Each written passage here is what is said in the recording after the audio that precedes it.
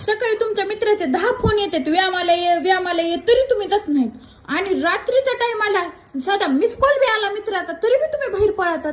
का म्हणून तसं? अगं मग व्यायाम करायला मित्र फोर्स करीत नाही ना लई.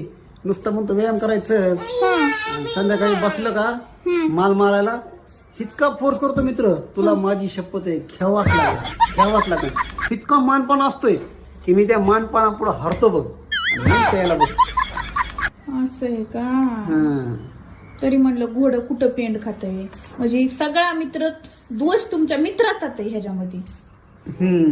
तुम्हाला वाईट व्यसनाला लावायचं तुमची काही चुकी नाही, तुम्ही भोळे भाबडे येतं. पण ते मित्र तुम्हाला वर चढून झाडावर आंब्याच्या, लिंबाच्या, हरभऱ्याचं तुम्हाला शब्द घरचीच म्हणा तेव्हाच लागते म्हणून काय सांगू तुला आता. बया भोळा नवरा आहे ग, पिऊ सुद्धा वाटत नसन कडू, पण ते मित्रामुळे प्यावा लागत. तुमचा काही दोष नाही, सगळी चुकी त्या मित्रांची.